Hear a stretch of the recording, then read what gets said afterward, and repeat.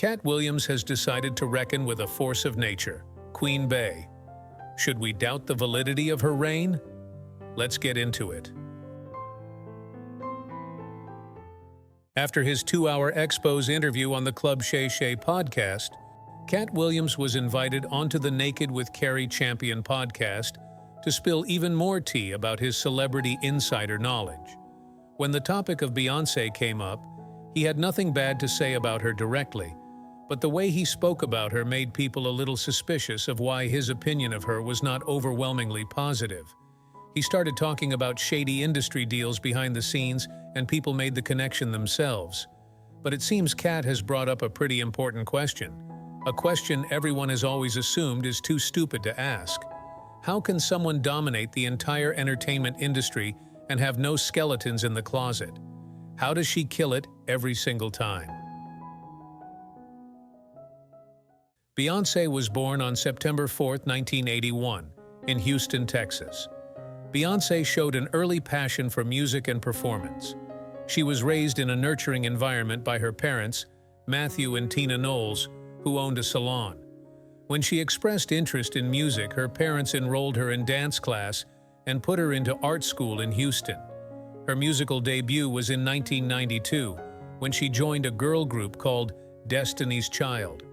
Formed in Houston, Texas, Destiny's Child initially consisted of Beyoncé, along with her childhood friend Kelli Rowland and Latavia Robertson. It was originally called Girls' Time, and that year they appeared on Star Search together. Her parents were heavily involved in her musical career, so when Girls' Time stopped doing well, her father took the reins and started managing the girl group himself. He cut the group from 6 girls to just 4, and put them through rigorous rehearsals. He changed the group name and the style of music they made. In 1998, their debut album dropped and shot to number 3 on the Billboard 100 with songs like No, No, No. Their second album is what really brought them into pop prominence with songs like Say My Name and Bills, Bills, Bills. It was at this point that they decided to drop their 4th member and move on as a musical trio. Because her father was the group manager, Beyoncé's persona was starting to take over the energy of the group. However, all the members were talented in their own special way. There was no doubt, though, that tensions were rising. Throughout the early 2000s, Destiny's Child continued to dominate the music charts with albums like Survivor and Destiny Fulfilled, earning numerous awards along the way. However, it was during this time that Beyoncé began to assert herself as a powerhouse vocalist, performer, and actor. After Destiny Fulfilled, the band began to believe that their time together as a group was over. In 2003, Beyoncé made her solo debut with the release of her debut album, Dangerously in Love. Lead singles like Crazy in Love and Baby Boy became instant classics, gaining Beyoncé solo success and earning her 5 Grammy Awards, including Best Contemporary R&B Album and Best Female R&B Vocal Performance. The girl group officially broke up in 2006. Beyoncé's groundbreaking visual album, Beyoncé 2013, marked a turning point in her career. Released without prior promotion, the album shattered records and marketed a transition in her career to a more mature public persona, with its bold exploration of themes such as love, identity, and sexuality. Over the course of her career, her marketing strategy has been to co-opt popular current trends and topics and lead the way in bringing them into the wider international mainstream. At every point in her career, she captured the essence of the themes of R&B, hip-hop, and pop in that moment. Because of her popularity, almost every album she has released during her solo career has captured the sound of an era and a phase in her own life. Her shows have become more coordinated, elaborate, and themed. Her key identifiers went from R&B girl to country, hip-hop, R&B, and pop. Amongst many awards and power in the industry, she has also earned herself an $800 million net worth. She maintains prominence in the industry by forcing herself into the zeitgeist of relevance through constant innovation. Now, Beyoncé is an undefeated star with a nearly 3-decade-long clean track record in the music industry. Does something that perfect ever seem just too good to be true? Remember to click the subscribe button and notification bell to keep accurate reporting on the happenings of Black Hollywood coming. You don't want to miss it. Aelia. People have been accusing Beyoncé of copying Aelia's musical style to create the song Crazy in Love.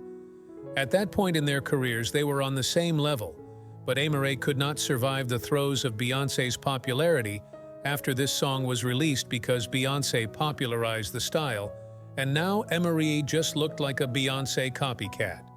This theory gives very little credit to Aelia herself. It implies that she couldn't survive one song or couldn't stand the popularity of another artist and became irrelevant as a result. This isn't exactly true. Aelia had her hits time period in the 2000s, but she didn't manage to change up her sound or create another hit to bring herself back into relevance, so people forgot about her. Bailey sisters, Chloe and Halle. Bailey started their YouTube channel in 2006. Their very first video was a cover of Beyoncé's song Best Thing I Ever Had. When they began to pick up traction with their covers and original music, Beyoncé became their mentor and signed them to Parkwood Entertainment. They released their first album under the label named The Two of Us. The album admittedly did not do very well. People suspect that a big factor in its failure was the lack of marketing, mentoring, and collaboration with Beyoncé herself. However, this is an unfair assessment of the situation. Parkwood is Beyoncé's label, but Beyoncé is not Parkwood. Beyoncé doesn't personally run every aspect of the company. It's unfair to believe that she should have been responsible for personally platforming the artists under her label instead of focusing on her own career. The Bailey sisters have gone on to find success in their career after their time on Grownish and their later albums. Chloe has seen a lot more success in her solo music career, and Halle has seen more success in the acting industry, playing the Little Mermaid in the 2023 live-action remake of the original animation. Whatever troubles their careers started with under the label have subsided, and their careers have subsequently soared. Destiny's Child ended on good terms, but other people are suspicious of how consistently she finds a way to outshine the careers of the women that she works with. While Beyoncé has seen plenty of mainstream success and mainstream domination, her past group members haven't even come close. Why did the industry choose her? Do we believe that she has unimaginable talent compared to the other two girls? No. What the other girls lacked was a marketing team willing to break their backs to make them popular. Beyoncé's public image is highly intentional and heavily curated to how current audiences would perceive it. Aelia has always been a Beyoncé hater. In 2016, when most people were celebrating the new Lemonade album, Aelia jumped onto Twitter to state about Beyoncé.